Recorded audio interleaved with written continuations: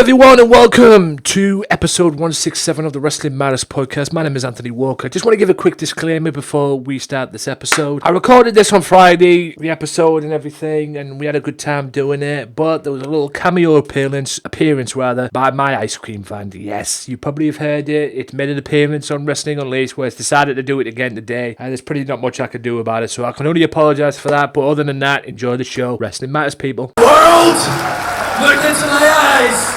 When you see me on a show, when you see these fans, you know you've got the best in the damn world. This is the Wrestling Matters podcast, where we stand up for professional wrestling. Here we fucking go!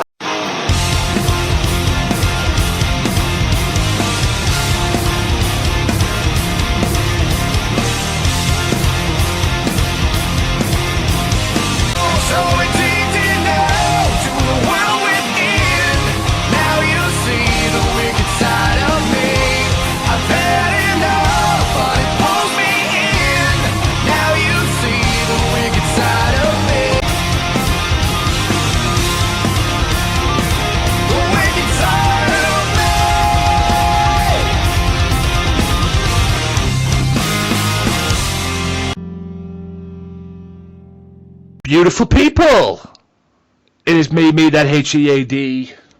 Episode 167 is here. It's upon us. It is here with all its might. My name is Anthony Walker for the Wrestling Matters channel, SoundCloud and Radio Big World. Wrestling Matters podcast. Today we're going to talk Raw, Smackdown. Yes, we're going to talk Extreme Rules also, if we must, as well. And we're going to talk a few other things as well, including ICW coming to the WWE Network. We'll talk about that later on. But I'm not alone. I'm not alone, ladies and gentlemen. I'm here with, you heard him before, he was on before. He's back. RFPW owner and producer and promoter and whatever the heck he is as well. Good old Jeffrey from the Netherlands, ladies and gentlemen. Yeah, hello. Thanks for having me on again, actually. Yeah, good to have you back on. The Raging Falcon. Yeah, he's back. He's back. That's the one. Jeffrey the Raging Falcon as well. He's back. And he will be here today talking his own stuff as well. And also, RFPW going from a Twitch thing to reality. Yep. More on that later on. Who'd have thought that, But anyway, ICW, I'll get to ICW later on. Wrestling Matters podcast, episode 167, is on the Wrestling Matters channel, AJW Wrestling Matters. Look us up on SoundCloud, download the shows for free. Also, Radio Big World, look them up on SoundCloud also. Facebook.com/WM Podcast, at WM Podcast on Twitter. Also, Facebook.com/Mystery Island, Facebook.com/Back to the Island is what I meant to say. Facebook.com/Wrestle Island as well for more information on Wrestle Island and Mystery Island. Check them out. Also, shout out to all the Talk Brunch as well. Check them out every Monday. Rick Dara, Rodriguez, and co. And whenever they get on as well. Also, check out their Twitch channel as well. At Talk Brunch, Facebook.com/Talk Brunch as well for more info. Also, shout out to the Raging Falcon as well, who is here with me right now as well. He's another partner as well. Check him out on Twitch. Check him out anywhere you can find it as well, at Raging Falcon on Twitter, or the Raging Falcon on Twitter. It's hard to keep up with Twitter nowadays, especially with the changes and everything. But anyway, check them out as well, all that good stuff. Also, since I'm here and since we're talking promotions, I promised them I would do this, and I'm a man of my word. And I live up to my end of the deals, ladies and gentlemen. At least I like to think I do. As well. So, let me just get this in while I'm here and while I've got it in my brain. TSC Magazine. At TSC Wrestling Mag on Twitter. You know who they are. The Squared Circle. Based in India. They threw this out. Don't waste time in getting to the store every month. Get a yearly subscription for just $15. I believe that is. Yep. go to the site as well. Go to TSC Wrestling Mag on Twitter for that. It is tscstore@wordpress.com as well. More information, get that in there as well. I'll probably put that in the descriptions as well, wherever you're listening to this, whether it's the YouTube channel, Swerve Network, SoundCloud, whatever the fuck. Check them out as well, and get them in there as well. And also check them out and give them a like as well. We are doing a little deals with them at the moment. I'm promoting them. It's cross-promotion at the moment, at this moment in time. And when we get used to each other and get used to what we can do and prove ourselves, at least prove myself to them that I can promote them and they do things for me, we'll do something big and for something major as well. But at the end of the day, I'm just all about getting my promotion, my podcast even. And we'll take it from there. Right. We're going to talk about RFPW, but we'll save that for later, because that's the best part of the show. Okay? The Twitch phenomenon turns into reality. We'll talk about that later on. We want to get the uselessness out of the way first on this show. Yes. And there was a uselessness, if that's even a word. Extreme Rules. Oh joy. Nothing extreme about this pay-per-view whatsoever, by the way, ladies and gentlemen. Just throwing that out there right now. Not one bit extreme at all. This couldn't have been extreme. I've seen ECW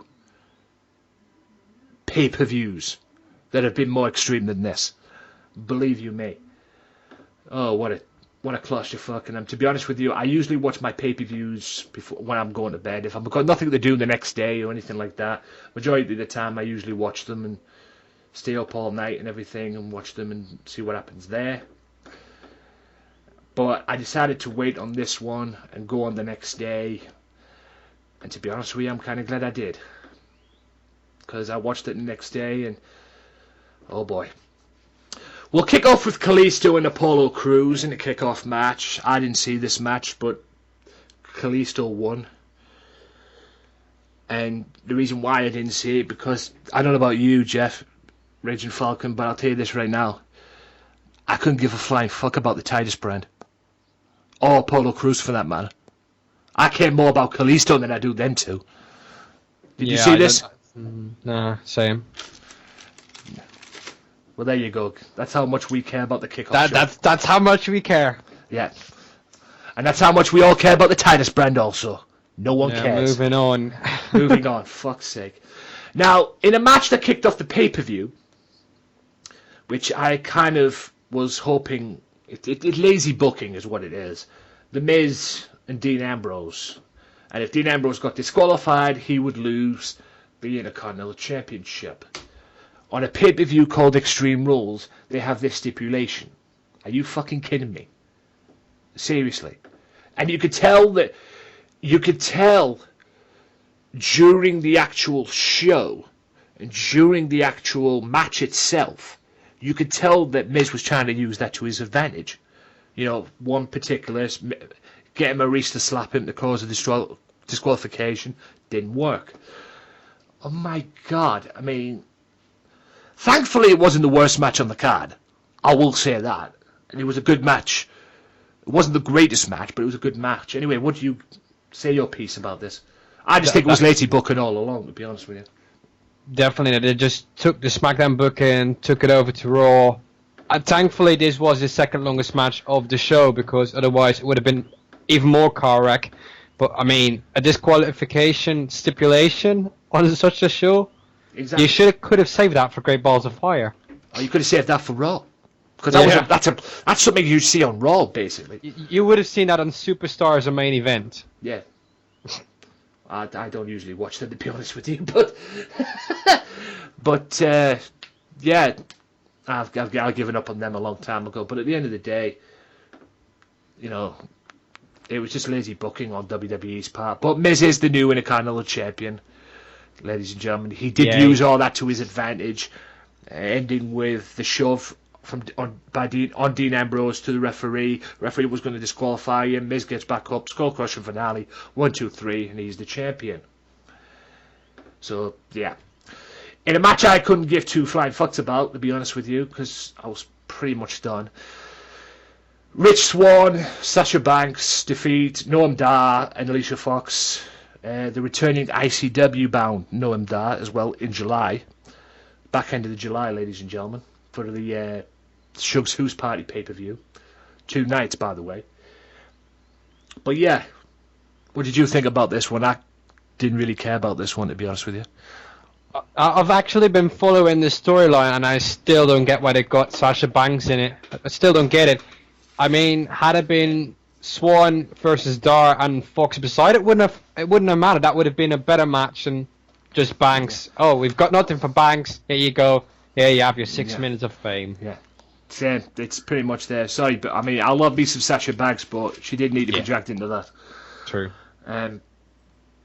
Another match. It's. I mean, this is why 205's been getting some stick lately, and this is why Austin Aries been bashing them on Twitter. Right, Elias Sampson performs on a little, very weird concert. What the hell was that? I have no fucking clue. I mean, it was like, really? And he did it the previous night. He did it the next night on Raw, leading into his match with Dean Ambrose. But really, did we need to see that on pay-per-view? Do we need another 8 in English? Oh boy. Oh man.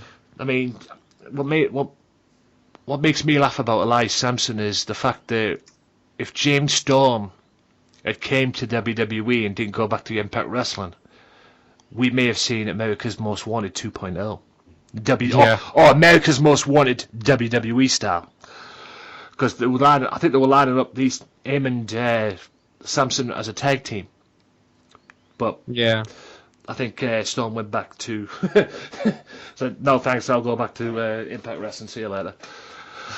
Now for the worst match on the card. The worst match of the night, dare I say the worst match of the damn year. And it's not for the fact that they had 2 girls in here who could wrestle. The kendo stick match for the women's title.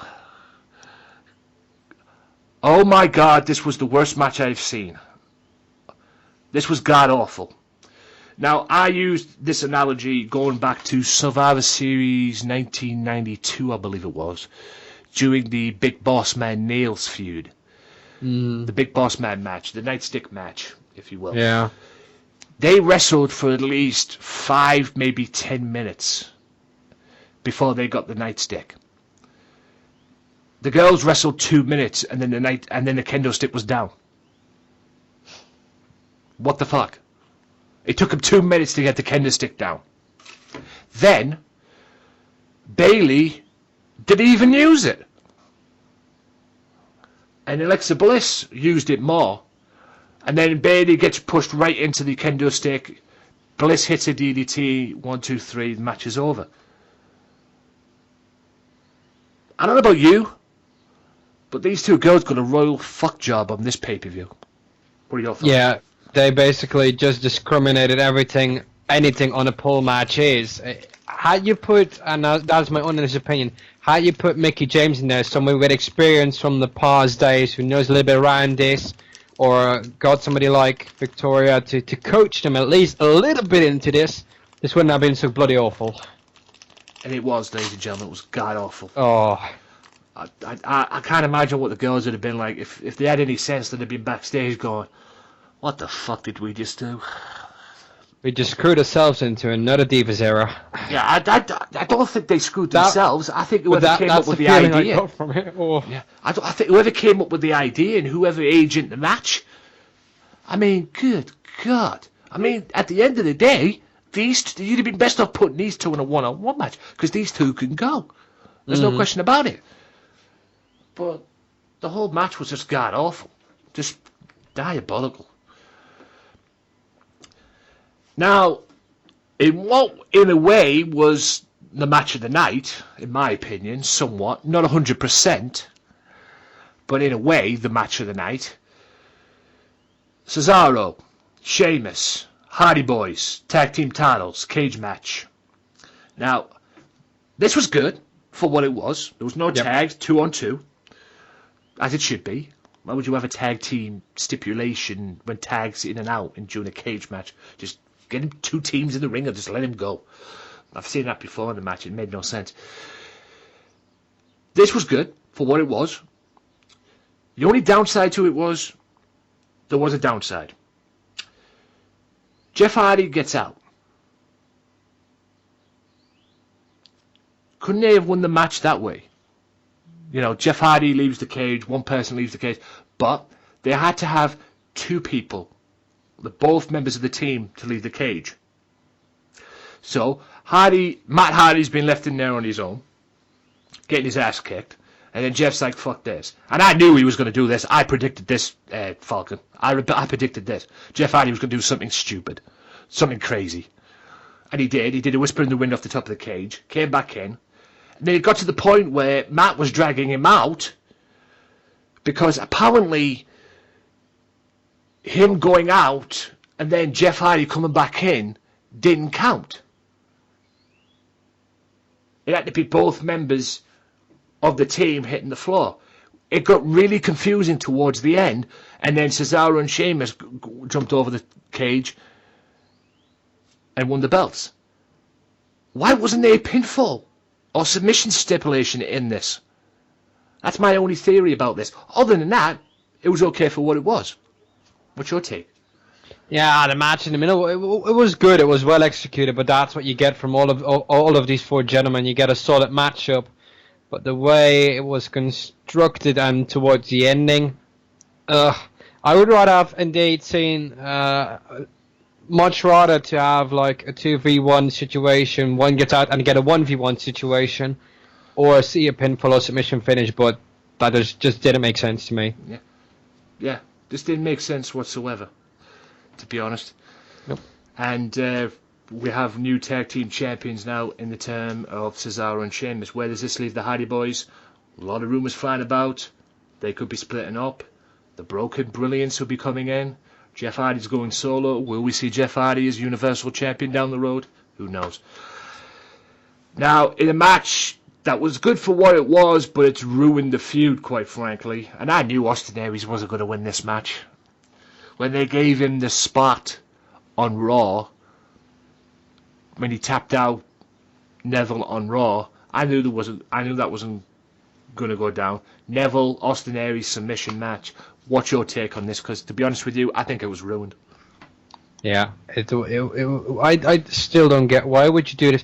If anything, because that's what evolved later on into a 5 Live. But I don't know whether we're gonna get to that, because then it was TJP getting involved again. But why not in this match? This was the penultimate match, and you could have at least keep Austin Aries strong, because you want to keep guys strong these days. Yeah. You could have kept Austin Aries strong by having TJP interfere in some way. It doesn't have to be physical, possibly mind games, but that would have been a better ending than just have him lose the way he did, because now Austin Aries just set back. Yeah, it's just I would probably say they killed Austin Aries here. Yeah. Killed Austin Aries here, and I don't know what the hell they're going to do with him now in terms of this, but... Back to NXT? I don't know if it's back to NXT. I think he'd be still kicking about on 205 lately, but what he'll be doing, I don't know. No. You know, your answer is as good as mine. And then was the 5-way Extreme Rules match involving Samoa Joe, Bray Wyatt, Finn Balor, Seth Rollins, and old big dog himself, Roman Reigns. What was your take on this match? Because I expected Finn Balor to win, but they decided to go with Joe, which I don't have a problem with, because Brock Lesnar versus Samoa Joe is what I wanted to see for a while. I would have saved it for SummerSlam, though. Go on. Yeah, I don't get the booking. I do get, at least that's what my feeling is, that they want to keep Lesnar as a champion again for once, well, because he's a special attraction. But this match made no sense. Why 5 of them? I don't get it, because Rollins and Reigns should have been written out of that. Should you have made a triple threat with Joe, Balor, and Wyatt? I would have been interested.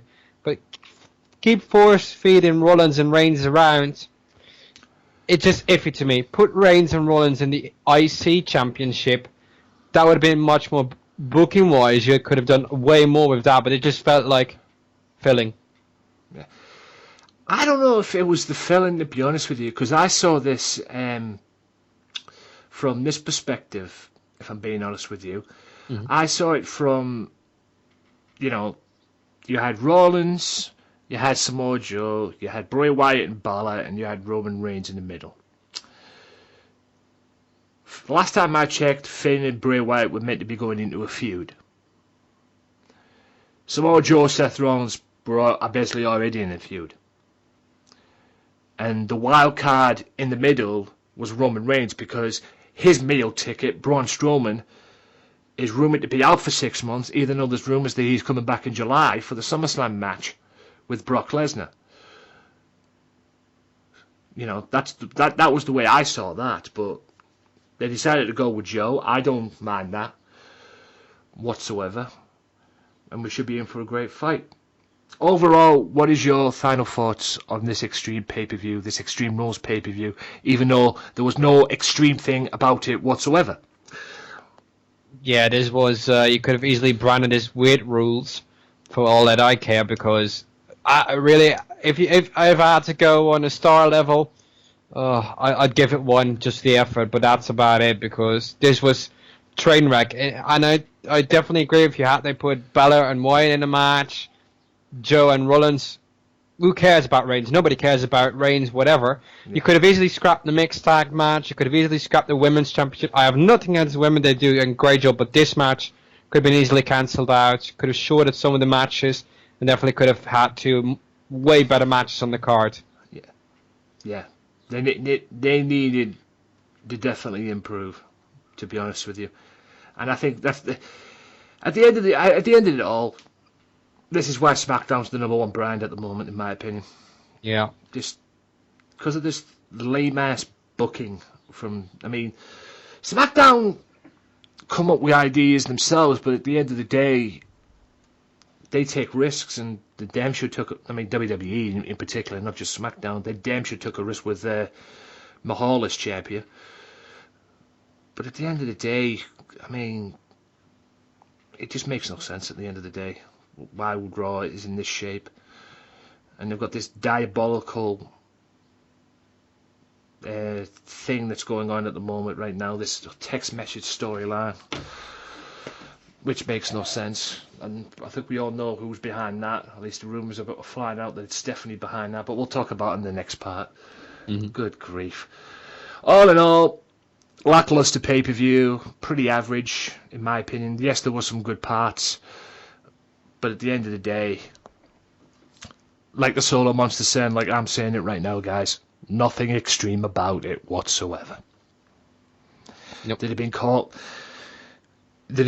it a different name, because it wasn't Extreme Rules and there was nothing extreme about it. Right, we'll call it there. We'll call that part there. Part 1 is done and dusted. We'll be back in part 2 with Raw and SmackDown. So, highs and lows, miserable points, bullshit, you name it, we'll have it.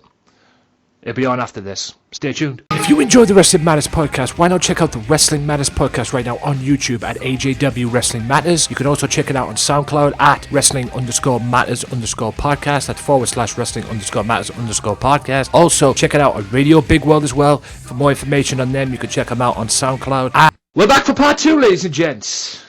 We're back for part 2. Hope you guys enjoyed the adverts and the commercials and the promos and everything. We're back for part 2. It is Raw and SmackDown time, ladies and gentlemen. We might as well get all of this out of the way. Raw and SmackDown. Let's start with Raw. Oh boy. Right, No. we won't talk about this too much, guys. No. We won't talk about this too much. We'll talk about the highs and lows. A little preview for you. Brock is coming to Raw to respond to Samoa Joe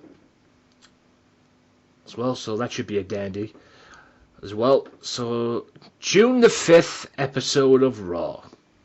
I'll run through the lowdown. What a surprise. They had to start off with Roman Reigns, didn't they? Roman Reigns went one-on-one with Bray Wyatt after Bray Wyatt came out and said that he was going to go through every member, pretty much said he was going to go through every member of the Fatal 5-Way. So start with Reigns today. It'll probably be Rollins next week, maybe Finn the week after, and maybe Samoa Joe in the monks all that. Like we said earlier on, Elias Sampson does a very, very odd concert, weird concert, leading him to getting his ass kicked with Dean Ambrose. Dean Ambrose just basically came out and took his rage out that he had on The Miz. Took it out on Sampson, poor bastard. Also, we had probably the best thing about this Raw, in my opinion, Paul Heyman and Samoa Joe. Samoa Joe coming out saying that he was not afraid of the Beast, and he relished the Beast and relished the opportunity to fight the guy and wants what basically Brock Lesnar has, part-time contracts and everything, and even the Universal Championship. And yes, Paul Heyman came out and basically put his foot in it.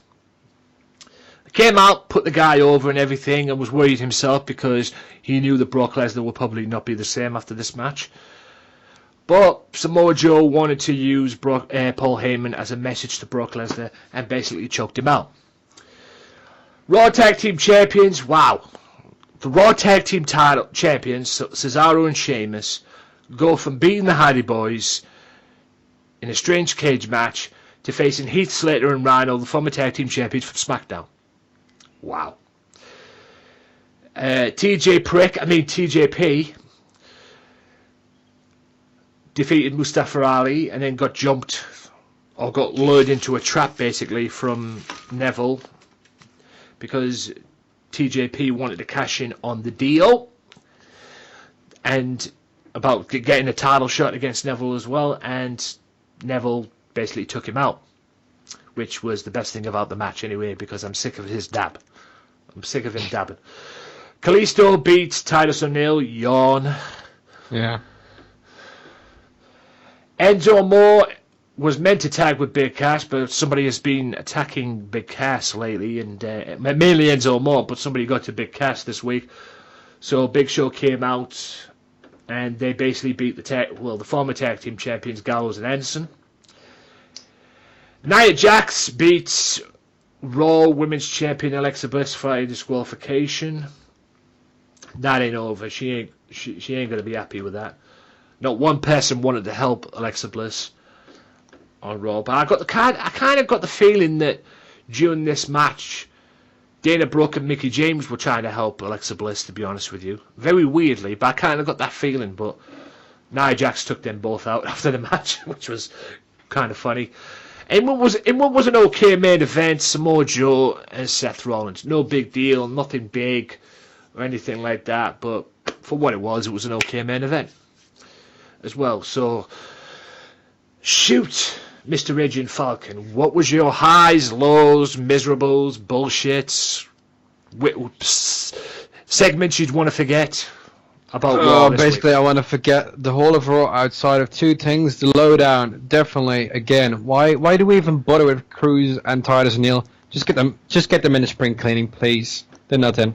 The high was, well, basically Alexa Bliss bleeding like a tiny little pig. That was funny. A bit of payback for the match she delivered at Extreme Rules. That was more extreme than the Extreme Rules match itself. Yeah. And watching Nia Jax wrestle is more extreme itself. So overall, what rating would you give Raw?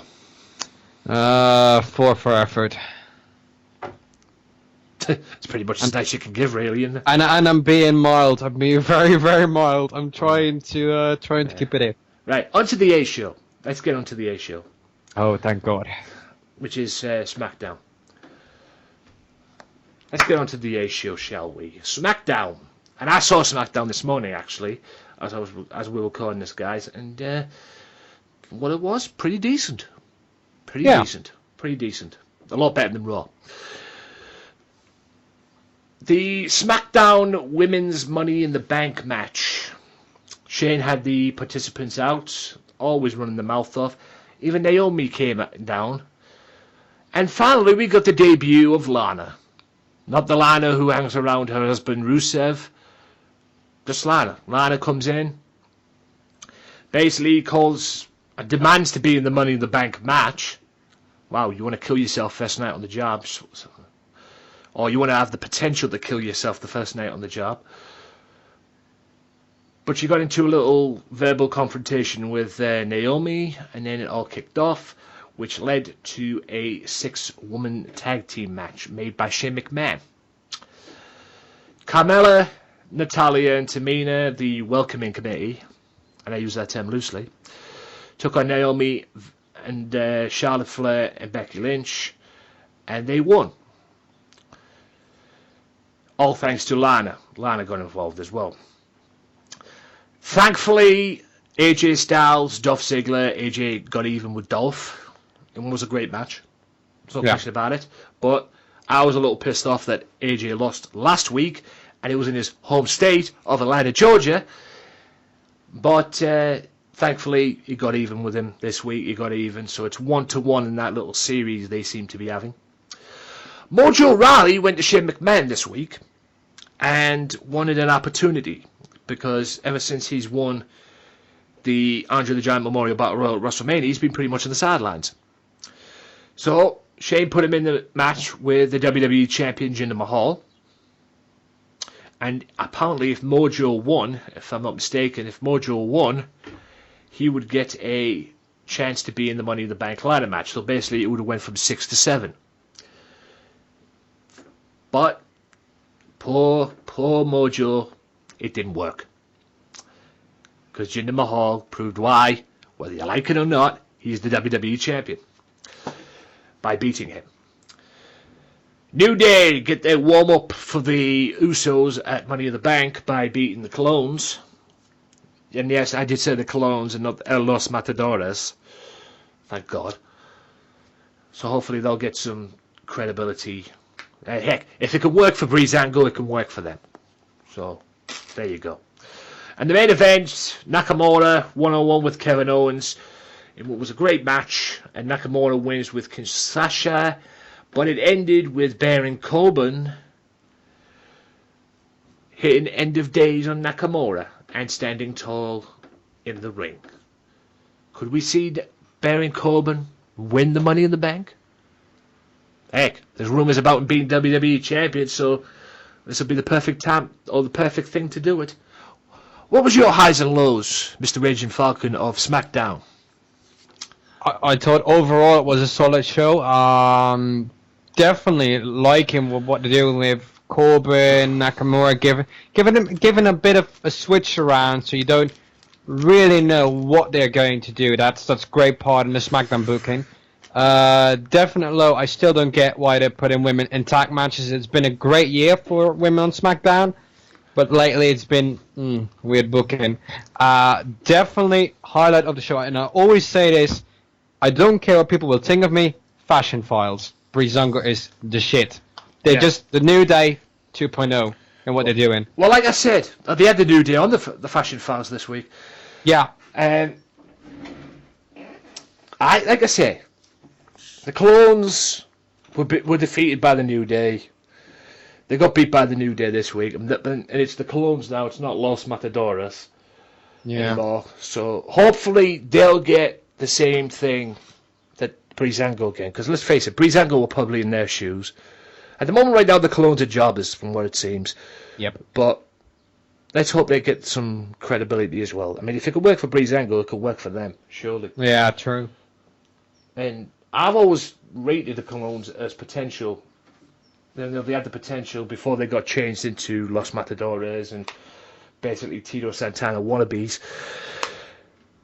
But yeah, hopefully it'll work out. And like I said, I said to Rick Darrow when I was on Wrestling Unleashed, and I've said this many times myself, I'm just glad Tyler Breeze is getting some air time, some go time.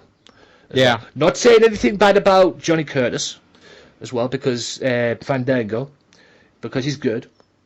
But if there's ever a guy that deserves to be pushed and deserve the opportunity that he's getting, it's Tyler Breeze.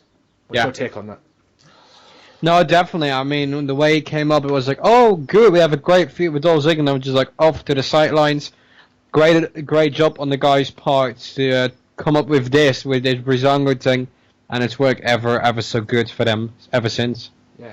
And the reason that Mr. Breeze got put to the side was because of one Vince McMahon, apparently, if you believe the stories Yes. as well.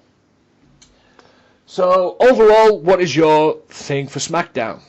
I'm gonna have to say 7.3, definitely better than Raw. And Raw, I was being very mild on, but I always, once I go to the top, I want to see more. This was a solid show, but not really something that wowed me, so that's why I'm gonna go with a 7.3. Yeah. What's your take on Mojo Rawley?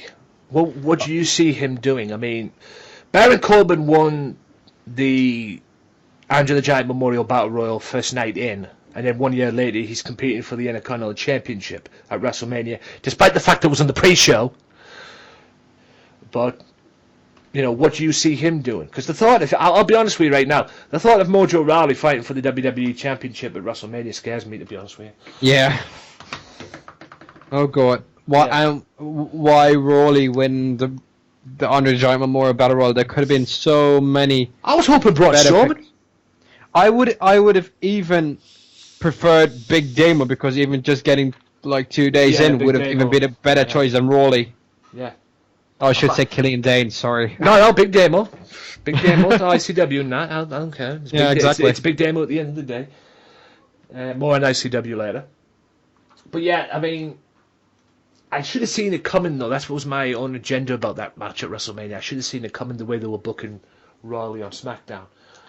So I should have seen it coming, but I would have gave it, to be honest with you, I would have gave it to Braun Strowman just to bounce back from his loss at Roman Reigns at Fastlane, which should never have happened. But yeah, you know what?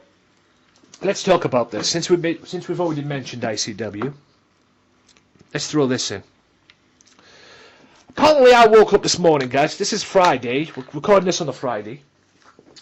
I woke up this morning to a pleasant bit of news.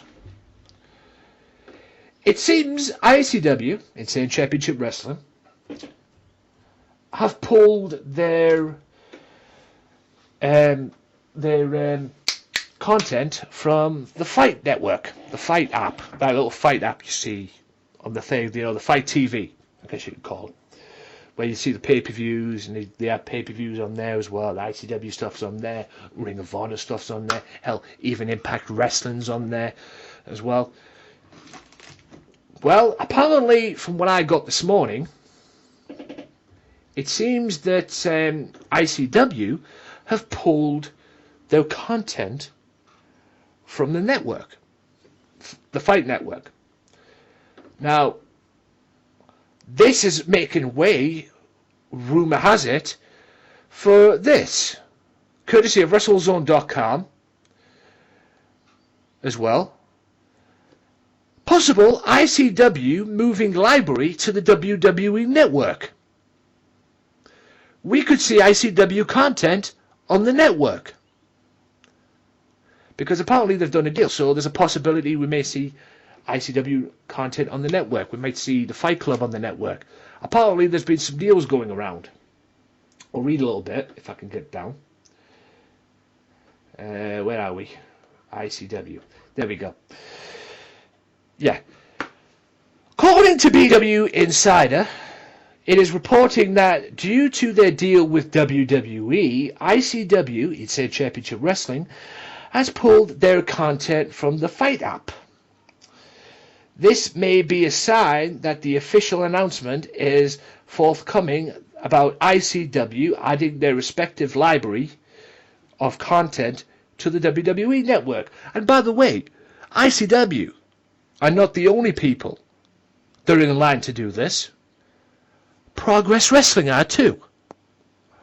Apparently there's been some deals going around, and I love this idea as well, because ICW is the shit, and I've always said the top two promotions, and this is no disrespect to any other wrestling promotion, any other British wrestling promotion out there, but the top two promotions in the UK by a clear mile, in my opinion, and you can decide which one's one or two or whatever, is ICW and Progress Wrestling, bar none.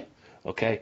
I don't care what anybody says, and it's no disrespect to any other promotion out there, but ICW and Progress Wrestling are the top two promotions in the UK, bar none. So, Mr. Agent Falcon, what do you think about this story? Because I woke up to this morning. Yeah, and I was same as you. I saw the the messages airing all around, and I was like, okay, we knew that there was a deal. There was a deal made with Progress and with ICW. Yeah. So well, Going back to January, I believe it was. Indeed. And there was talks about this in January from when I got this morning as well. About this going down. So yeah, are you happy about this? ICW on the network? Honestly, I think if this deal goes through the way I'm thinking as now a businessman, I wouldn't exclude like events like Shook's Who's Party and oh god, what's the main one? I forgot. In Hydro. Fear and Loathing. Yeah, exactly. To air on the WWE Network. Yeah. I wouldn't rule it out because like they have an on-demand service, but where do they air live content? I mean, this would be the next step for them, and I think they have tried. Yeah, they have tried to air the Fear and Loathing live on the on-demand service as well. They did try that I believe it was it last year? It was the year when Finn Balor was in charge with and the Joe Coffey Kurt Angle main event. Yeah, that was last year. That was last year, but well, from what I got anyway, there was a clusterfuck on the old Provizzo share thing, which is the site they use for the on-demand service. In case you don't know, because it took them about 5 minutes to get the whole thing on, and also they tried to air, if I'm not mistaken, they tried to air Fight Club on there as well. Mm-hmm. But thankfully, they had Fight Club on their Facebook page as well. They had Fight Club on their Facebook page, I was glad I got to see Fight Club. Thank God for the Facebook page. But yeah, it didn't really work that well. Yes, we got to see it the next day. We got to see the fight in the next, the actual pay-per-view in its entirety the next day during the video on demand service, which is what basically happens anyway. It airs the previous night, which is a Sunday, and then it airs 24 hours later. It gets put on the network. It gets put on the on-demand service 24 hours later. So yeah, it was pretty much a clusterfuck that time. So if they could get this deal going, if it was me, I would work out something to get Shook's House Party and Fear and Loathing on there. And hell, fuck, not just them two as well. What's that January pay-per-view? They have the Royal Rumble. They have. Oh god, that's a good one. the brawl they have as well. I forgot what they call it now. Oh. Yeah, that's what I was. I'm already digging down deep into that. What they have. Yeah, it's the Square Go. Square Go, that's it. Yeah, the Square Go. Why not put that on there as well? Yeah. Have all three, because they're the three. Yes, they have shows. Yes, they have shows here and there as well. But in terms of pay-per-views, Square Go. Oh, and let's not forget, there's 4 actually, isn't there? Barrowmania as well. Let's not forget that. Yep. Square Go, Barrowmania, Shook's Who's Party, Fear and Loathing. Stick them on the network. Because I'll tell you right now, you'll get more exposure and you'll get a better service and probably a better connection as well.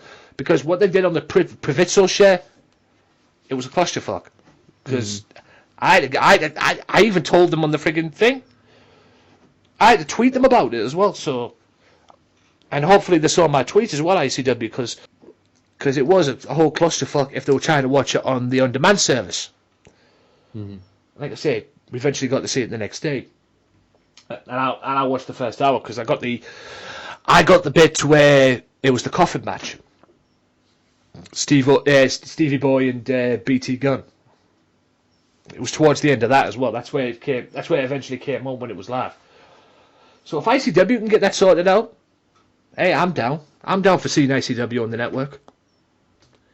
Like I said, it was talked about this before as well. ICW Progress. I think Evolve were in there as well. There's a few others here and there as well. So yeah, I'm all for it.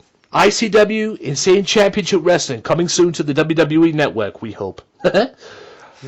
be great, and it'd be great for ICW as well. And it seems ICW are developing a relationship with WWE because they've been very nice to them. They have been very nice to them. They had to take Mick Foley out of the show last year because Mick Foley was originally scheduled to be the Commissioner of Fear and Loathing last year, but they gave, they didn't just take him out and leave him with nothing. They gave Finn Balor and he allowed Finn to deliver a promise that he made that he'd be back in ICW, and he was as well. But what's your take on this year's Fear and Loathing Commissioner? One Kevin Nash is in charge of Fear and Loathing. Great call, and for sure as hell they know he won't be pulled out by WWE in that case. So good call from them. Yeah, Fear and Loathing will be too sweet. But what's your take on Shug's House Party as well? Because it's been now set. It's pretty much set in stone for night 1. Because Joe Coffey's defending the championship night 2 against Jack Jester. Night 1, I believe night 1's main event, is a tag match involving Grado and Joe Coffey taking on Sha Samuels and Noam Dar, of all people. What's your take on that? I mean, Noam Dar's coming back to ICW. Yeah, and in my honest opinion, the way they're doing it right now with Dar, he would have been better off in ICW than he is now. Yeah, I think he should come back full time. Just come back full time. I mean, I'm getting sick of hearing this Alicia Fox thing. Yeah. Dude, it's not you. You're better than that. Exactly. Either persuade WWE to let you be the Jedi Knight that you were in ICW, or just fuck off back to ICW, dude. Yeah, rather have Star Wars than a Fox. Yeah, or Fox. Yeah, rather have Star Wars than Fox Wars. There you go. Yeah. And you could see the reaction when they announced that he was coming back. You could see the reaction as well. People were pumped for it. Grado shit himself nearly, as well as Red Lightning. So yeah, I mean, it should be good. It should be a dandy. You know what? We'll talk about the YouTube scandal after the break as well. We'll call it there, guys. That has been part 2 of the Wrestling Matters podcast. Raw, SmackDown, and ICW coming to the WWE Network, and a few other things about ICW as well.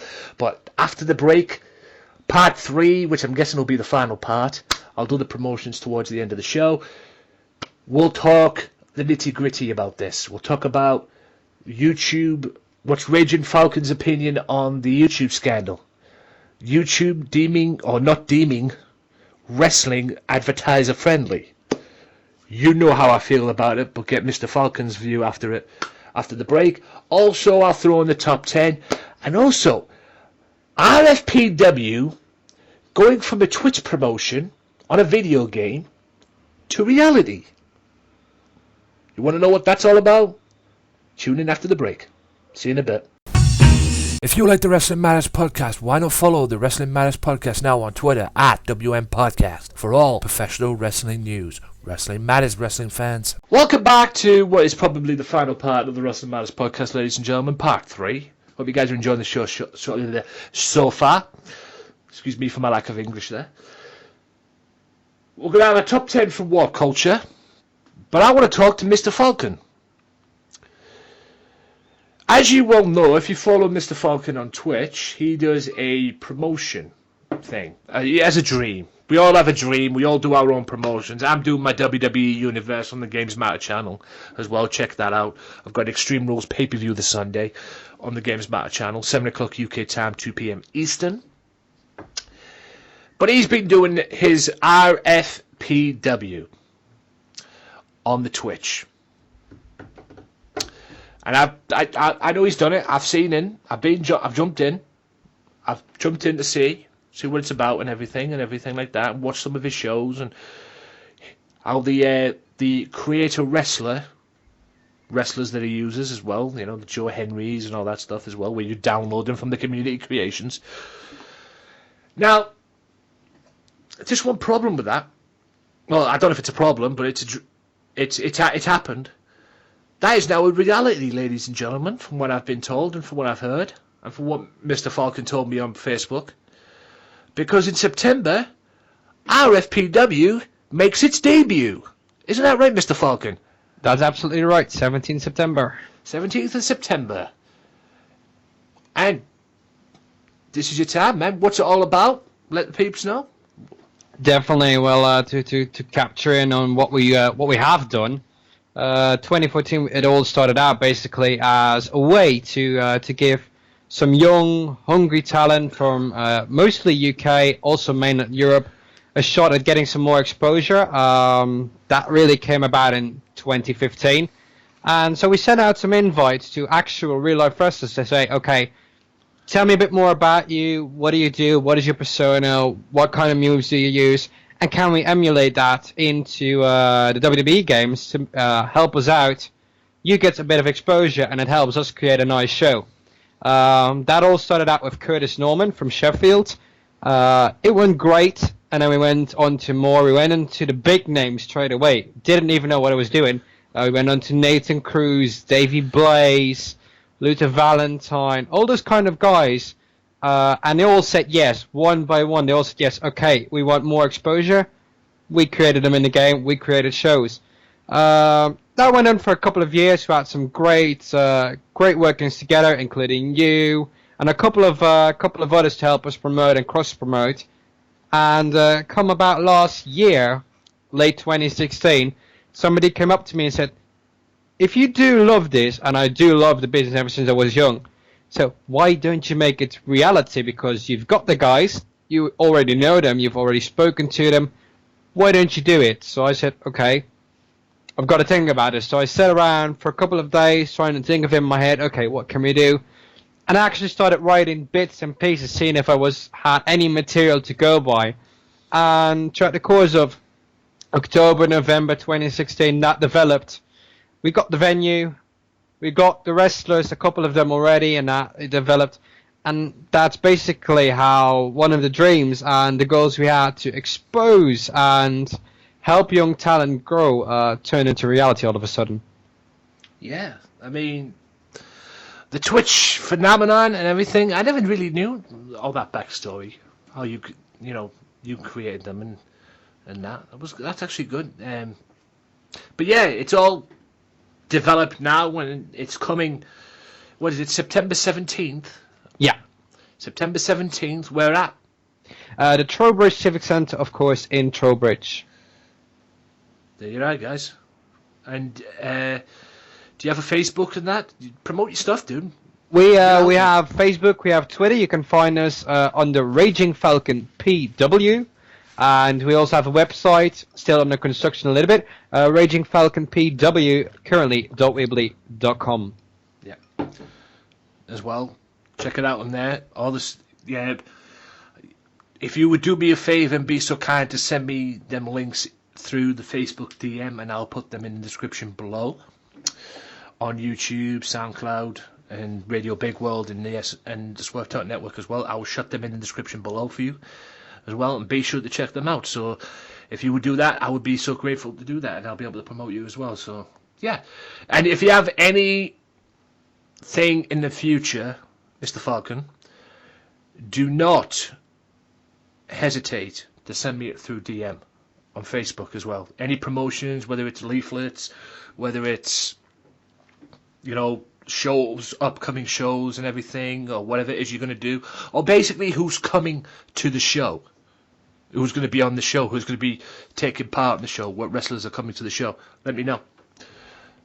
Shout them on the Facebook, DM me on Facebook, and I'll promote you on the show. Right. Let's do this. 10 wrestlers who killed their push. Oh boy. Oh god. 10 wrestlers? I'm amazed they got 10 wrestlers out there. So I could probably give you 100. Yeah, exactly. Let's get this up and running. Yeah. I mean, God, freaking Facebook, YouTube with their freaking adverts, man. OP. Yeah. As well. Speaking of YouTube,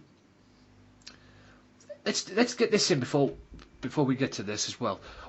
As you well know, ladies and gentlemen, over the week, pretty much promoted all week, everybody has been against YouTube, especially in the wrestling community, the wrestling YouTube as well. Excuse my hiccup there.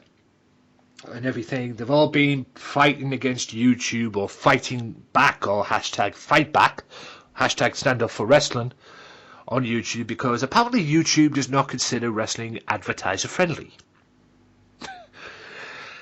And like I say, guys, you've heard my audios, you have heard everything this week on the Wrestling Matters channel. Tune in to the Wrestling Matters channel for that.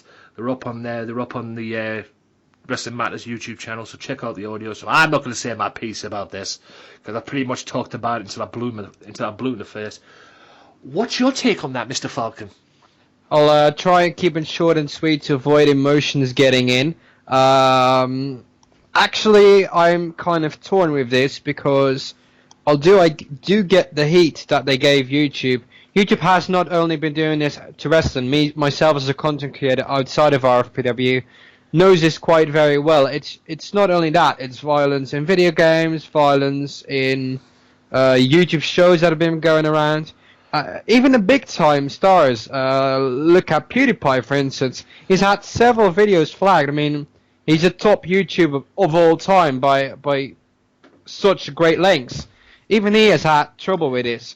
So that goes to show you it's not wrestling, but because we as a community, wrestling community, stand out so strongly about it, instead of gamers who just really don't seem to care, it definitely shows you that we stand up united, and that is why this fight back has been going on. Turn into what WCPW has, I always call it WCPW, has to, You're right. has WCPW is what culture? has had to endure. I get them because like they only had a tenth, well, or even 100th of the usual ad incomes. That goes to show you, because I've seen it as well in my earnings. It's really gone down the drain because it's not that advertisers think it's unfriendly. No, YouTube and Google are denying it, but they just had a retraction in the ad hosters because they are basically all spreading out from YouTube onto platforms that are developing, such as Netflix, of course. That is their problem. It's not that it's advertiser unfriendly. It's a part of that, but that's not the whole problem with it. The problem is just they're withdrawing from YouTube because the platform has had its height. It's flattening. They don't see the numbers they've always been getting. YouTube is stagnating. That's a problem advertisers are having. For what WCPW has had to endure, I get that. I do get they based it all on that. But fight back, getting a strike was logical. I mean, if you intend to copy the YouTube logo, because that's basically what the logo was, and to have a 10 to 15 minute monologue about how bad it was for them, and basically just them, that's the feeling I got from it, and not the entire wrestling community, that also pissed off a lot of fans from your ICWs, your Progress, etc. And they shouldn't have done that. Had they said, okay, we have a problem as a wrestling community with this, and all companies have, alright, but they got the focus too much on their own. And that's what really stood me up in the chest, saying, okay, if I have to put this show out that I'm having in September on YouTube, I know I'm going to get not as much as I would have expected come last year. But with the background information that I've garnered around the advertising, it shouldn't have been too obvious. Okay, they got the strike removed, but basically because YouTube said, okay, well, we have wrestling, it wasn't too gory or whatever, so we'll just allow it, but basically as a stretch to show, okay, we'll let this one slide, but once the next show comes, it will get a strike as well, and that will stay. That's just the way it's gonna go. They're just, okay, we'll have this one pause because we want to have these fans and these viewers stick on YouTube, but by next show it's gonna get a strike and it's gonna stay on there. That's the way it's gonna go. The reason why I got striked, apparently, it was because of retrospective spam and other stuff and everything like that in terms of the guidelines and everything, which was complete crap. Yeah. And WCPW appealed to it, and it was successful because Adam Blumpier put it out on Twitter that the YouTube was the appeal was successful and the strike was revoked as well. So I would imagine after that as well, their what I call it got reinstated as well, the live streaming rights as well, because if you get a strike on YouTube, on your YouTube channel, your live streaming rights go down the toilet, basically, Yep. for the time being. But depending on how it was and how it goes and everything like that. Strikes are not always there at all. They give about 3 months, maybe 6 months, and then they go. Yeah. But that depends how you approach that as well. That depends on how you approach that. So they're not there. So when you get a strike, basically on YouTube, it's not there forever. Nope. You know, it's not there forever. It's there for about 3 months at the most. But it gets taken away depending on how you approach it. If you keep on going, then they'll just ban your account. But yeah, the whole thing, in my opinion, is get out of control. Yeah. With this whole thing with YouTube and everything. And yes, it's advertisers. I believe it all started with, I mean, you mentioned PewDiePie there. I believe it started with him. To be honest with you. Started off with the Disney problem. That's the what, whole Disney what it all exactly. set off. That's where this whole thing started. The whole Disney problem, the whole racist thing that he did on his channel and everything, and his network that he was on, and Disney dropped him, and fucking everybody else dropped him. That's where this whole thing started. And then, obviously, the advertisers on YouTube saw that and thought, fuck that, we're out. See you later. Kind of thing. So that's where this whole thing started. That's why we're having these conversations in the first place, in my opinion. So if there's any, I mean, I'm just telling you like it is. Blame PewDiePie for it. Because at the end of the day, in my opinion, and this is just my opinion, and I know I'm probably going to get hate from PewDiePie fans for this, and I don't give a fuck. PewDiePie, respect him as a YouTuber. He's one of the biggest YouTubers out there. But it's his fault that this has taken place. Yeah. Straight and simple. It's his fault that this has taken place. People are... How can I put this without sounding like a twat? You know, people are suffering. There you go. They're suffering because of what PewDiePie did. Yeah. Because, like I say, the whole Nazi salute thing, the racist stuff that he did, or supposed racist stuff that he did on his channel and everything, and Disney dropping him, his YouTube network dropping him, which I'm guessing was Disney. Yeah. As well. They dropped him. And like I basically said there, advertisers saw that and thought, fuck that, we're out. And walked away. That's why this whole thing's taken place. And now YouTube is turned into their guidelines and everything. Oh, we'll have to change this, and this. We have to change X, Y, and Z, and this, and this, and this, and this, you know. And it's causing all these clusterfucks. Yep. So, although YouTube is partly to blame, and 100% to blame as well, with Google and whoever's in charge, it's mainly this whole change, it's mainly came from the backlash from PewDiePie. Yeah. In February, March, whatever the fuck it was, as well. So that's why this is all going down, guys. But hopefully it will get resolved. JD from New York said it best on this. The whole thing, I mean, terming not advertiser-friendly violence and everything. There's fuck all wrong with wrestling. Full stop.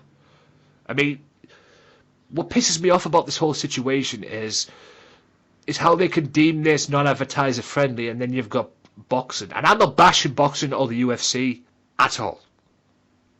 Okay? I love me a fight, no doubt about it. Okay? I'll watch a boxing match, I'll watch a good UFC match, no problem. But wrestling is not worse than them two. I'm sorry. And wrestling matters to me. And I aim to get to the level of a JD from New York or an Aaron Rift from No DQ or whatever down the road. But I'll work towards that. I hope to get there. I'm far from there yet.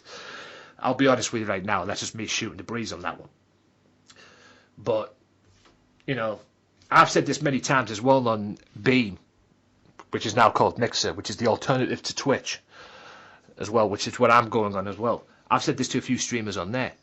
YouTube is pretty much killing YouTube. It's as simple as that.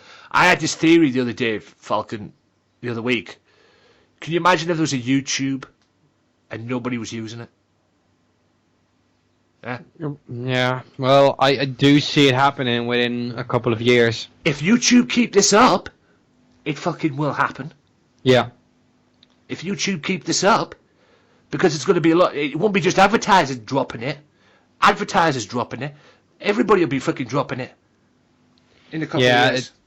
Definitely, and it's just a matter of time after the Google Plus nearly blew it up. Well, And that was a last minute retraction, so it's awful. YouTube is killing YouTube. Slow, painful death. And like we just said there, if it doesn't stop, 4 or 5 years down the road, there's going to be a YouTube with fuck all using it. Yeah. Unless this changes. You know, it's just unbelievable. As well. And by the way, check out Beam Mixer. Okay, it's an alternative to Twitch as well, but it's a pleasant community because I'm not a big fan of Twitch. Although I have thought about streaming on Twitch and everything, but there's a lot of things on there that have put me off, and I have started streaming on there, on Beam as well. Apparently, it's a very pleasant community from what I've got. So yeah, honest advice: if you're starting out as a new streamer, coming from doing this nearly 10 years now, definitely start on Mixer. They've got a friendly community. They've got new functions that are really working out. I mean, Twitch is just the latest update was okay. We're going to give some more graphical and dynamics to your statistics. I mean, come on, they should have had an open partner program like 3-4 years ago for people to actually make something out of it, but they stuck to their old leash, and that's what people set off. Whereas it was Hitbox, which didn't really take off, but Mixer, now hosted by Microsoft, of course, that's going to be the next big thing. Oh, no doubt about it. No doubt about it. And if you haven't seen it, go and check it out, guys. There's a lot of guys on there. I've started streaming on there. I've got the OBS studio, and I've used that to my advantage as well, with a little bit of help from people on there as well who know what the fuck they're doing. I have got the perfect equipment. I'm working off 2 laptops, but the thing is, I tried streaming. I streamed an hour and a half-ish of me playing Grand Theft Auto San Andreas the other day, and it works a treat. Yes, there's a few things here and there that I need to adjust, but it worked a treat. And I owe that to the person who's responsible for that, who's also a streamer himself on Beam as well. So if you haven't seen it, go and check it out, guys. Because Beam, Mixer, whatever the fuck it's called, is the next big thing. It is the next big thing. And Twitch, watch your back. That's all I gotta say. Definitely. You're making all these updated, pointless updates and everything like that. Like Mr. Falcon just said there. You want to really compete with that right now. It wouldn't be surprising if Twitch friggin' took some ideas from there as well. It wouldn't be surprising. I'll steal the ideas. Like I said to somebody on Beam and Mixer, you know, whatever keeps you in business. But yeah, Twitch is on the verge of a downfall as well, because Beam, Mixer, whatever it's called now, it used to be Beam, now it's called Mixer, is the next big thing as well. I mean, we can go into examples of why, but we'd be here all day as well. And I like a lot of stuff on that site as well, not just the people on there. Right, 10 wrestlers who killed their own push. Oh boy, oh boy. Number 10, R-Truth. What's your take on that one? When did he ever get a push? Sorry, I can't even remember. That's how forgettable he was. I think they're going back to when the he SK Quick days? No, it was the when he turned psycho. Oh, when he had Little Jimmy. Little That was Jimmy's, good. that era. And he was fighting John Cena at a pay-per-view. Yeah, Capital Punishment. Capital Punishment, that's the one. Oh god. That was the Most dreadful pay-per-view in modern history ever. Yeah. And not only that as well, his run with The Miz, with Awesome Truth. Yeah. As well, that little push as well, because he managed to get into a Survivor Series main event with him and The Miz taking on The Rock and John Cena, all leading into WrestleMania, but, you know, it's still a big deal nonetheless. But, yeah. I will say this for you, Falcon. Mm-hmm. You wouldn't believe that R-Truth used to be a former NWA champion, would you? Oh, well, I do actually know that for a fact. Yeah, going back to the old TNA days, ladies and gentlemen. Yep. NWA TNA. NWA TNA, he was a former champion. I think he was a former TNA World Champion too, if I'm not mistaken. But he was a tag team champion, I know that. Yeah. The only man who had the balls to be a tag team champion was Pac-Man Jones. Yeah, that's why I gotta say, enough said. Holy shit. Number 9 is the man that's had many names. It was hard to keep count. But we remember him as Mabel. Oh god. Yeah. Yeah. Big Daddy V. Oh Jesus. The only man to win the King of the Ring tournament. Without ever doing anything else. Yeah. The only man to win the King of the Ring tournament in 1995 and got fuck all off it. Yep. Except for a big major main event match with him and Diesel at SummerSlam that year. As well, which he almost killed Diesel, and Diesel's made Kevin Nash has made that very clear in interviews as well, that they had to go at him backstage for doing something that nearly injured Kevin Nash and everything, and Vince was looking That's to what fire killed it him. off. And Vince was looking to fire him, and Kevin said no, don't. So, yeah, that's what killed it off, and plus his feud with the Undertaker as well, because if you remember, he's responsible for squashing the Undertaker's face. That mask that the Undertaker had to wear. Yeah. Oh boy. Number 8. Chris Masters. Now Chris Adonis. In GFW, Impact Wrestling, whatever the fuck that promotion's called now. But yeah. I don't remember him having a big of a push. Yeah, he had a main event match with the Elimination Chamber as well. There was a big push he had with Shawn Michaels as well. He had a match with Shawn Michaels at Unforgiven. Yeah. Very good match with Shawn Michaels at Unforgiven, I might add. As well. I mean, what's your remembrance of Mr. Masters? Masters had a good run, but I think, honestly, it would have been a better mid-carder back then. Yeah. Now, in hindsight, the way he developed, because he took some time out, he went on hiatus, came back, and now he's really developed his skill like 4 to 5 times what he was. So definitely can make more of it. Yeah, there is potential there from what he's doing now. I mean, alright, he's Eli Drake's bitch at the moment from what I'm seeing on Impact Wrestling. But yeah, there seems to be something there developed. And who knows, maybe a couple of years down the road he'll be back in WWE. We shall see, because he seems... I mean, there's a lot of people that have went to WWE, failed, went away for a bit, reinvented themselves, came back, and now they seem to be on top of the world, and they'll come back a different person. One person in particular, Mr. McIntyre. Drew Galloway as well, so yeah, it'd be interesting to see what happens there. I don't agree with the next one, Rusev and Lana. No, definitely disagree. Shouldn't be on that list. Yeah, because Rusev, there's talks about Rusev getting a push now. Maybe this was going back to that angle with Rusev and Lana involving Dolph Ziggler, if you remember that. Yeah, I do, but it's still no reason to put him up in this list. Yeah, there is no reason with this. I thought they'd bring this up. It was the whole marriage situation, because there was a storyline on there, and you know, Lana put it out on TMZ that her and Rusev were getting married and everything like that, and then it all went downhill from there basically. And, big fucking deal, Jesus Christ! But at the end of the day, it's like I say, at the rate they're going on Smackdown with Rusev, Rusev seems to be going to the point where he's going to be WWE champion, or he's getting a WWE title match. And for some unknown reason, Lana's getting a women's title match at friggin' Money in the Bank. Don't even want to discuss it.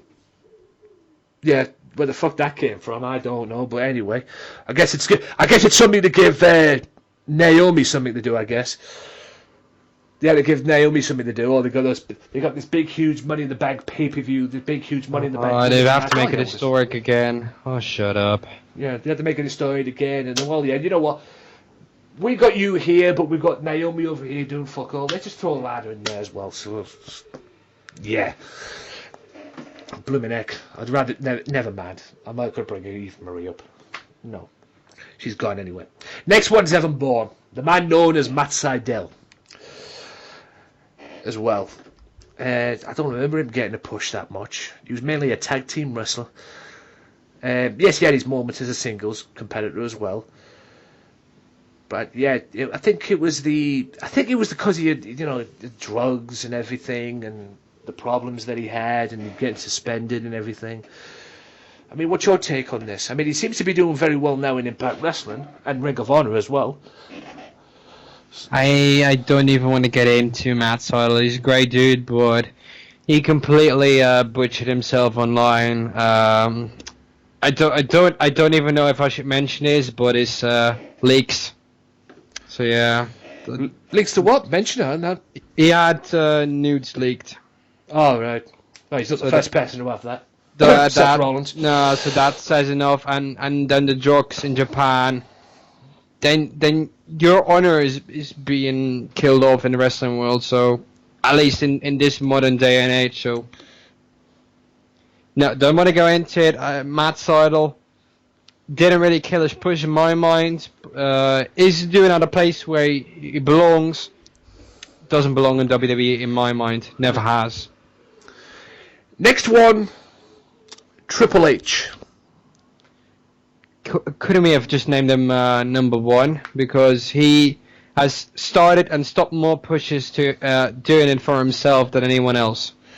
Well, the one they're bringing up on this one, according to World Culture, is the Click incident, the Madison Square Garden incident. Oh God, shut up! That didn't kill a push. That was just that made him better. If I'm being exactly that was just kayfabe leaking to fans worldwide. That was it. There was nothing else. It didn't kill off his push. No. I wanted to do a Dana Carvey impression here. But the fucking bullshit. Yeah, because at the end of the day, he was meant to win King of the Ring that year, which was '96. He didn't. Austin won it. But he went from the bottom. He started from the bottom and worked his way back up. And by next year, the following year, which was King of the Ring '97, he won King of the Ring. Exactly. So that's not a push, just a delay. Yeah. Shut up, World Culture. I mean, I'm sorry, World Culture, but I have to disagree with that. Yeah. Because, 1 minute he's there, and then, mind you, saying that, it's Simon from World Culture who's doing this top 10. Boo, Simon. Boo. Shame. He's about as clueless as freaking Michael Cole, but anyway. Yeah, I mean, next year. And then 1 year later after that, he wins the Intercontinental Championship at SummerSlam in '98 as well. Yeah. And he was European champion as well. So, yeah, I mean, all right. It kind of killed what he was going to do because he was meant, like I say, he was meant to win King of the Ring '96, but he won it the year later. So exactly. So he obviously did something right in that year to get Vince to say, all right, you're winning King of the Ring, kind of thing. So he must have done something right. Next one, Mr. Kennedy, man now known as Mr. Anderson, and this is obviously going back to the incident with him and friggin' Randy Orton. The whole Randy Orton incident, and not only that as well, he won Money in the Bank. Right, he won Money in the Bank at WrestleMania, but he got injured, and he had to drop the Money in the Bank to Edge, which led to Edge going to Smackdown and cashing it in on The Undertaker. And yes, as they brought up the whole Randy Orton incident as well, when he dropped Randy Orton not very nicely and caused WWE to fire him. What's your take on that? Well, kind of. It's basically when you have the law of Murphy. Just one thing happens, the next thing happens. I mean, basically it's come full circle now. If look at what Orton did to the Shearer brothers at the last big pay-per-view, at Backlash. That was basically. I'm sorry, that was funny. I'm sorry, that was funny. That was basically that's what triggered that moment in me. Just like, oh yeah. I'm sorry, Backlash. but that was fucking funny. I'm sorry, but that was fucking funny. Exactly. That was no, fucking hilarious. but he's in the right place now. He doesn't really like to do the full-time schedule anymore, and he wasn't main event material in any way. So great job of creative back then to put it on Edge and do it the way they did. Next one, William Regal.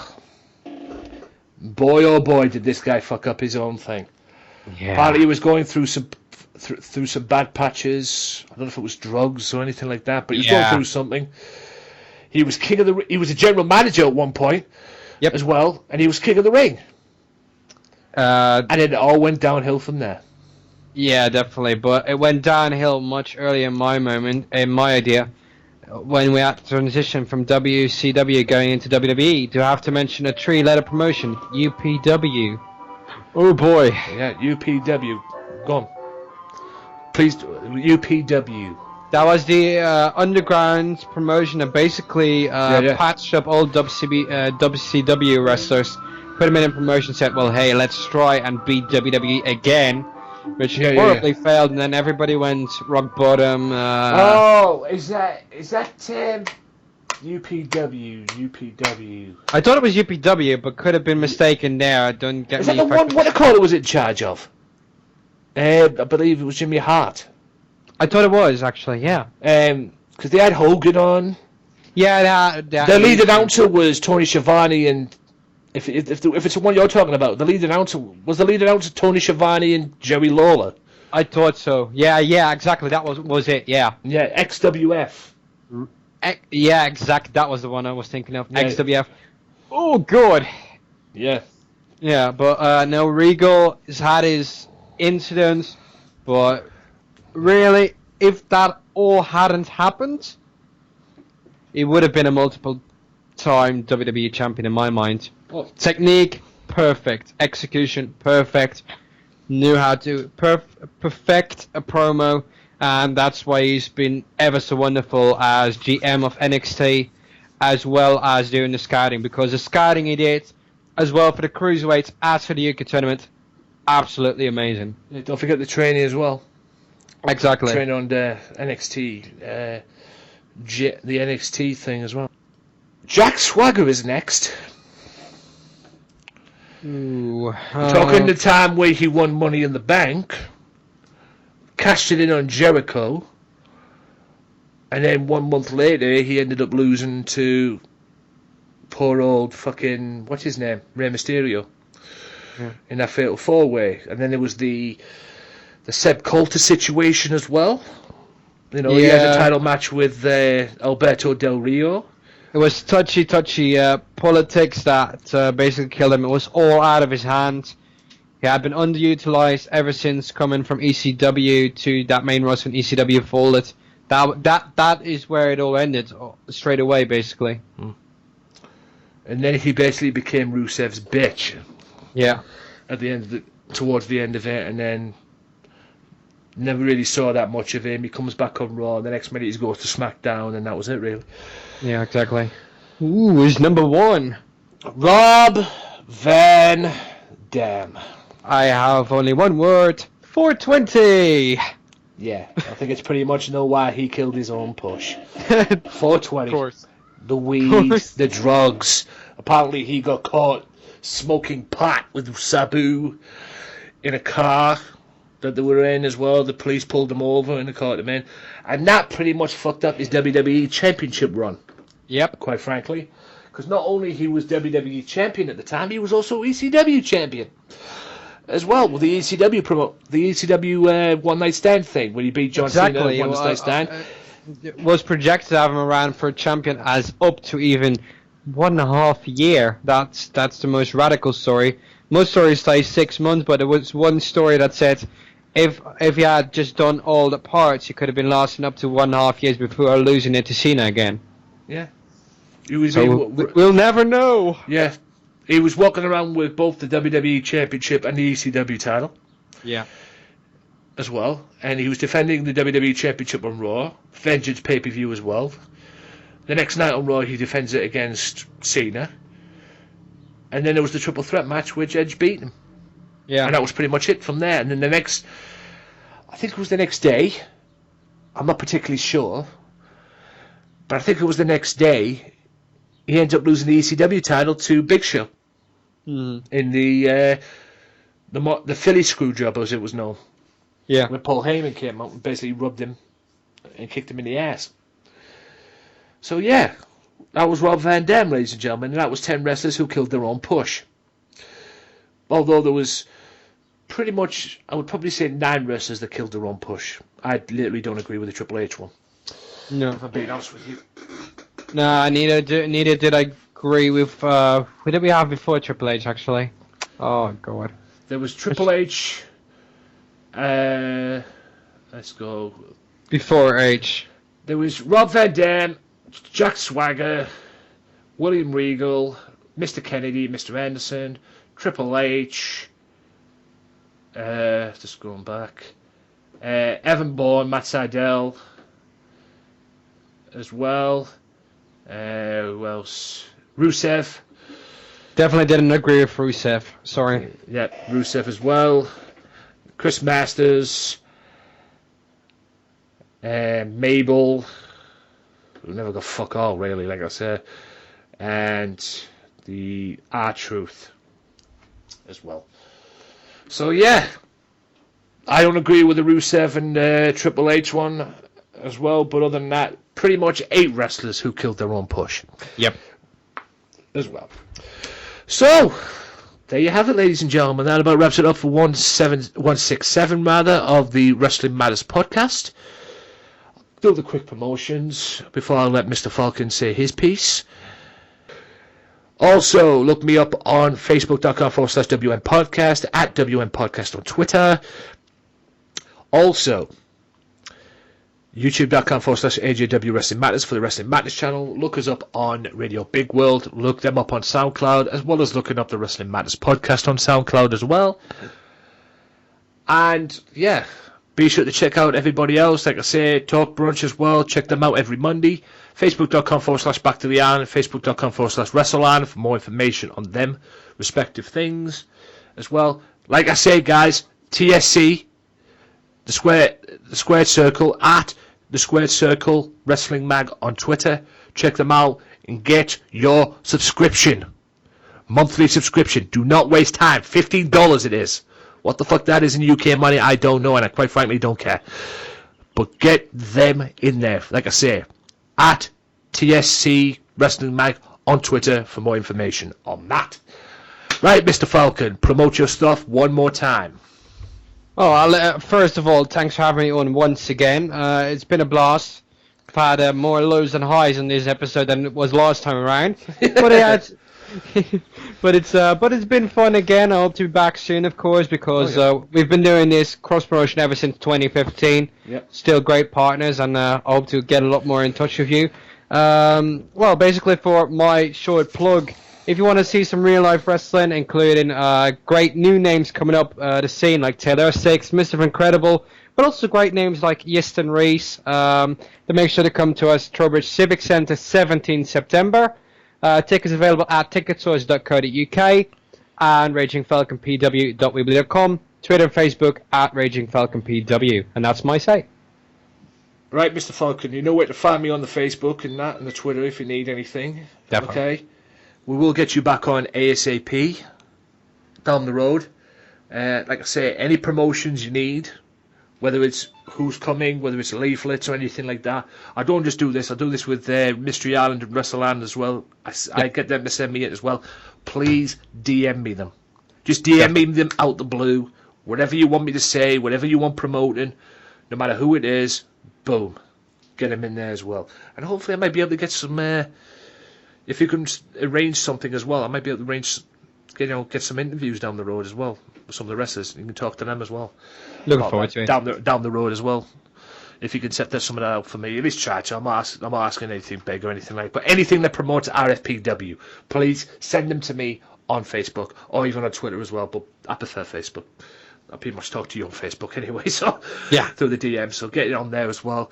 That is episode 167. He will be back in the future, guys. He will be back with more on RFPW as well, so listen out for that, and listen out for future podcast episodes as well. I will promote RFPW on here from this point on as well. I will shout them out as best I can, and like I say, Mr. Falcon, send me any information on Facebook. I am Anthony Walker for the Wrestling Matters podcast. He is the Raging Falcon. I am the head Anthony Walker. This has been episode 167, Wrestling Matters. And in September, RFPW matters also. See you next time.